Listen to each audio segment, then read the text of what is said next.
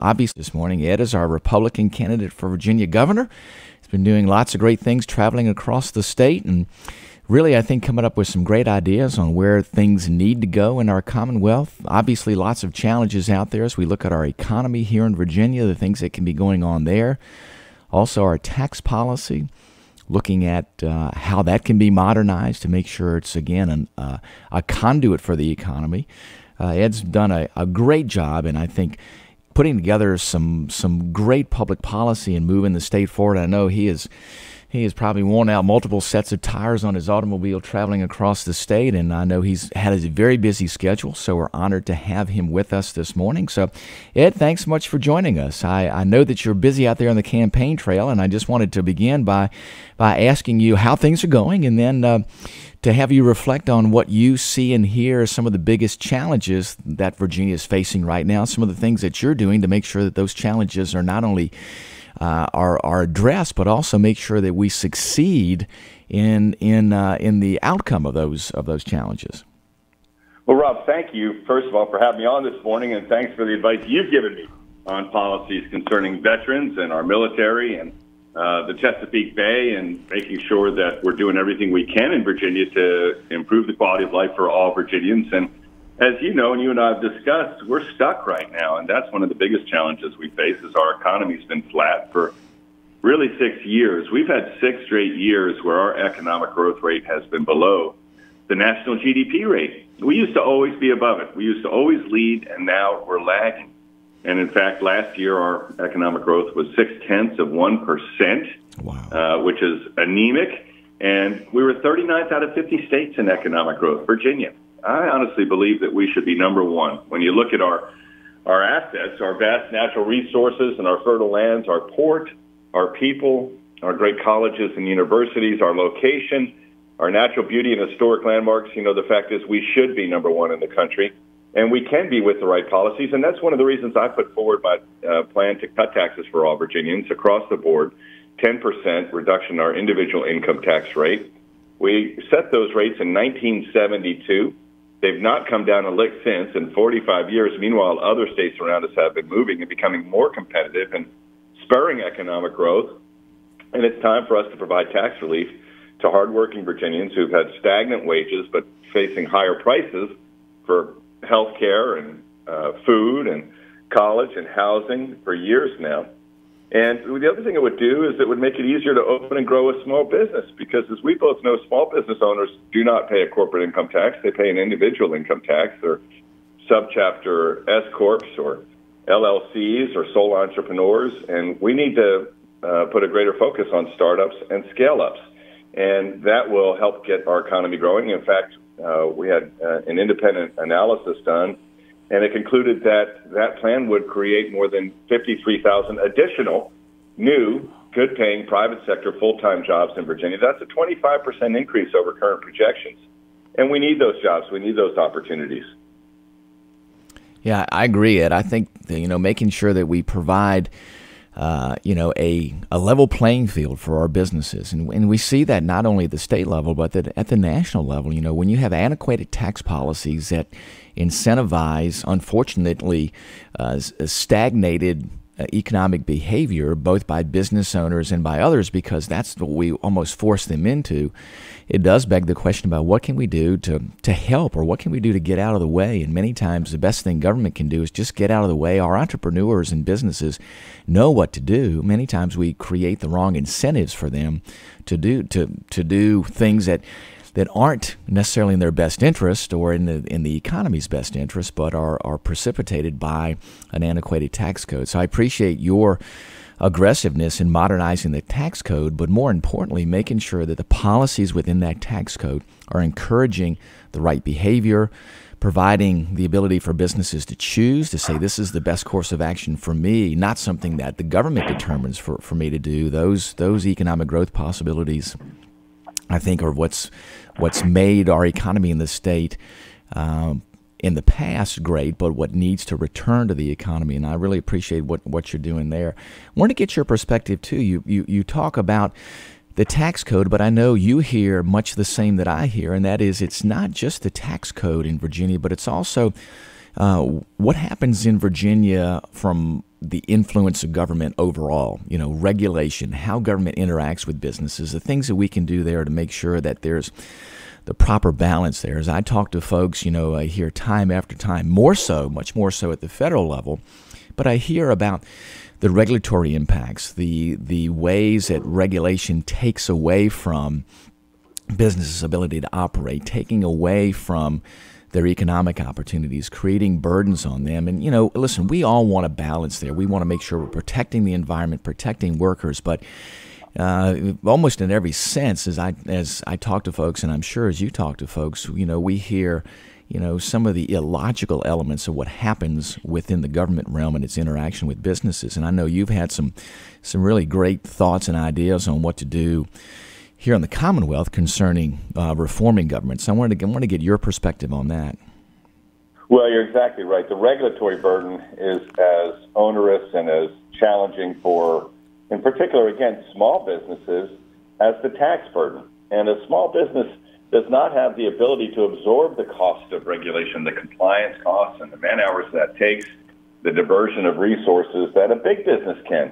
And, that's one of the reasons that I put forward a plan to streamline our regulatory process, to have sunset reviews and also sunrise reviews. When we put these new regulations in place, we need to have serious cost-benefit analysis of them. And I know they're well-intentioned, in most cases well-intentioned, but are they being implemented in the best way, in the right way, and are they really worth the trade-offs in terms of the impact on our economy, on employment and wages? And we have the Virginia Administrative Code is the set of regulations that govern our lives from the time we get up in the morning until we go to bed at night. If you were to make it your full-time job to read it, 8 hours a day, 5-day work week, 40 hours a week, it would take you 3 months to read it all. Not to understand it all, but to read it all. Wow. And so we've got to weed out antiquated regulations and modernize antiquated regulations, and also be careful and sparing in the imposition of new regulations. And that regulatory burden is also a barrier to entry for new business formation. And one of the things we have in Virginia, where we're the 8th most onerous in the country, according to the Mercatus Institute, are barriers to entry in the form of occupational licenses. And to get a barber's license in Virginia or a cosmetologist license, you've got to do 3 months worth of state required courses, and then pay a fee to get your license. I don't know about you, Rob, but I've never gotten a second bad haircut from the same barber. And, I think this is an area, yes. We want to have licensing for. I want my dentist to have a license, but I think we impose way too many requirements for occupational licenses in the Commonwealth. And that reminds me, too, we also have, at the local level, very onerous antiquated taxes. The business professional occupational licensing tax, which is crib debt for small businesses. Mm-hmm. In most cases, the localities that impose it, it's a tax on first dollar generated, not on net income. It's on gross receipts and revenues. There's the merchant capital tax, which increases the cost of capital for small business. The machinery and tools tax, which makes it harder for us to foster advanced manufacturing in the Commonwealth. And so we have to look at all of these things and bring them up to, match the current economy. And that is an entrepreneurial economy. And we need to unleash entrepreneurship in Virginia and allow for innovators to flourish. And to your point earlier, these small businesses, these entrepreneurs, innovators, they'll identify the services and sectors and businesses that will help us diversify our economy in Virginia, and to not have such a big part of our economy coming from direct federal spending, which is 20% of the GDP in Virginia right now. 1 in every $5 in our economy is a direct federal dollar. Now we need to, keep those dollars going into, our military installations and other, government facilities around the Commonwealth. We're proud to be home to those. But at the same time, we need for direct federal spending to be a smaller percentage of our economy by having the private sector grow. and unleashing entrepreneurs and innovators to flourish will help us do that. It would also create more opportunities, and one of the most concerning statistics for me is the fact that for 3 straight years now, more people have moved out of Virginia than into Virginia. That had never happened before. We started collecting that data in 1978. It hadn't happened once, and now it's happened for 3 straight years. So I'd venture to guess that if you went back before we started collecting the data in 1978 to World War II, we've always seen more people move into Virginia than out of Virginia. But we've got a brain drain going on right now. And in fact, a majority, 51% of the people who left the Commonwealth in the last time we got that data for, had a 4-year college degree. And we are subsidizing other states' economies with the talent from Virginia that is leaving Virginia. And we need to make it easier to retain talent and attract talent and foster talent. And that's not just in 4-year college degrees, by the way. That's in skills training. It's in our community colleges, and it's in our career and technical education. A lot of viable career paths for good quality of life in Virginia. We need to make them all easily accessible to more Virginians. Well, Ed, I couldn't agree more. I look at the statistics as you do, and 60% of the new jobs into the future will not require a 4-year degree, but they will require a certification or credential. And then, our education system has to match its curriculum, its outcomes with the jobs that are available there. And as you pointed out, I think there's great potential there to make sure that the balance in the state provides opportunities for those students and make sure that we retain those folks that are here, looking at the industries that can grow here, looking at what the state offers. You point out a great situation too, that our United States military and the industries that support them have been a critical part of the Commonwealth, but we want to make sure that we diversify. A lot of the skill sets that are developed there are translatable to other areas. So that's a growth potential here in Virginia.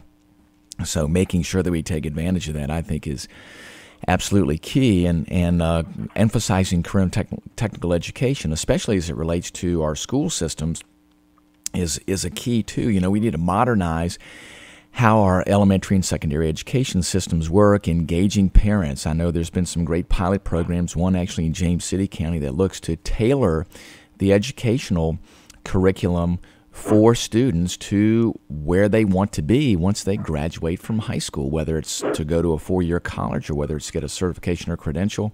I see that as part of the future, about having customized education experiences here in Virginia. And as you said, we want to make sure students that get educated in all of our high schools here have an opportunity in the county in which they live to be employed, and more conversations and relationships with businesses and local school systems, I think, are the key to that. And I know you've been right at the forefront about talking about where our education system needs to go to make sure that it's preparing our students for success, and making sure too that it's reflective of what we need to do to ensure their success, but also of the Commonwealth. So just wanted to pick your brain a little bit about that. I know that you've laid out a number of top priorities for Virginia. I know you've had some great thoughts about how to modernize the education system. So I wanted to get your perspective on how you see that. Well, a number of things. First of all, you're exactly right. And we have to celebrate and extol a skilled workforce and the skills that it requires to contribute to our economy. As you know, for example, in Hampton Roads alone, we've got 3,000 unfilled welding jobs. These are important jobs. They're good jobs. They're good paying jobs. And, we need to elevate these and appreciate these, not just in our education system, but in our society and in our culture. And we do need to reform our education system, K through 12, and higher education as well. And I've put out a plan on K through 12 that actually would give teachers greater say and input. They're on the front lines, and we respect teachers. They need to be properly compensated. We're 45th out of 50 states in teacher compensation. I know we can do better than that in Virginia. We've got to get our spending priorities right in Richmond as well. But we also need to empower parents and to give parents greater control over our children's education. And I support a lot of different options for parents, including education savings accounts and more public charter schools. In Virginia, we have 9 public charter schools. If you look across our border in North Carolina, they have over 160. And we need to create more choices in our education structure. I support allowing our homeschool children to participate in our public school sports programs, and I would sign a Tebow bill in a heartbeat. And, these are important things to make our education system better. And by the way, when public schools, have that kind of competitive pressure in the system, they'll respond, and it'll improve our public schools. I just don't think that, any child in Virginia should be trapped in a failing public school. We've got to make sure, if you believe like you and I do, Rob, that the proper role of government is not to guarantee equality of outcomes for everyone, but to guarantee equality of opportunity for everyone. Yes. Then you've got to fight with every fiber of your being to make sure every child in Virginia has access to a good, safe, quality education.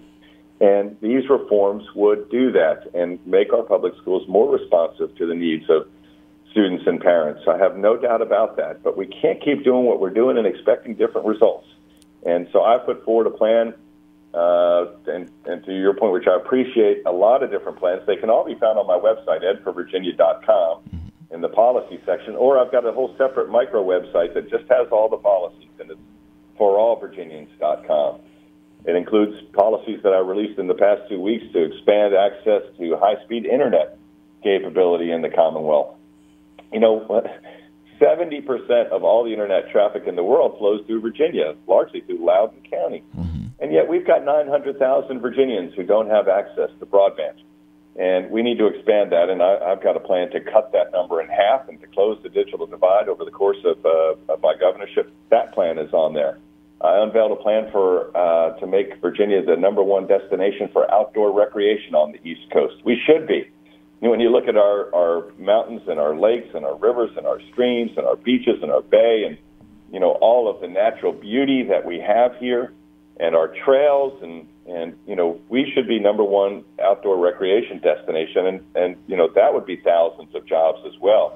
And I put forward a plan last week on what I call the Outdoor Dominion, and making us #1 as an outdoor recreation destination. And all those plans to get Virginia growing again, to create opportunities for all Virginians, can be found on forallvirginians.com or my website, edforvirginia.com. And I know people are hungry for this, and I find it everywhere I go. People want to know, what are you going to do to make things better for us, to create more jobs and more opportunities, to make college more affordable, to improve our public schools, to address the opioid and heroin epidemic that has swept the Commonwealth. And I've got plans for all these things. Well, Ed, you have done a really spectacular job in laying out all those policy proposals, and I think it's something substantive that people are looking for, to say what direction do we need to take in the Commonwealth. There are things that are lacking, things that need to be addressed, and I really applaud you for what you've done to reach out to get those different ideas, and have really put together, I think, the best of ideas that come from across the Commonwealth. I know you have traveled extensively over the past several years to really get a good reflection on what's happening in the Commonwealth. And I know that your policies are based upon what you're hearing from folks out there. This isn't something that's baked in a room with with half a dozen or so folks. Right. This is something that you've done through practical experience and listening to folks across the state. And I applaud you for that, because a lot of times that's what's missing in where public policy is formulated, is taking the ideas that exist out there across the Commonwealth. So I want to thank you for that, and thanks for all that you're doing here in the campaign to really, I think, put the best interest of Virginia first. And that's what you've done, I think, in everything that you have talked about and all of your policy proposals. So again, I want to thank you for that. I know your schedule is extraordinarily busy, and I appreciate you joining us this morning and reflecting on just a little bit of what you put out there in the public policy realm. And I wish you the best in the weeks to come. I know it'll be nonstop, but I appreciate you putting yourself out there. I tell you, it really is a sacrifice for you and Kathy, I know, to do this, but all of us are deeply appreciative of it. So Ed, thanks again for joining us this morning, and I wish you nothing but the best on the campaign trail here in the weeks to come. Well, Rob, thanks so much. And let me thank you, too, by the way, not just for your leadership and your effective representation of the people of the 1st District here in the Commonwealth, but I want you to know, and I hope you do know this, all Virginians appreciate the critically important role you play for our economy. As chairman of the Sea Power and Readiness Subcommittee, I know that the role you play there is important in terms of our national security and keeping us safe as a country. It's also critically important for Virginia, and thank you for your leadership there on behalf of all Virginians, not just the people of the 1st District who always reelect you with big numbers because of your effectiveness there, but it affects all of us in Virginia, and we're appreciative. Well, Ed, thanks again. Thanks for your leadership. I look forward to seeing you on the road again soon.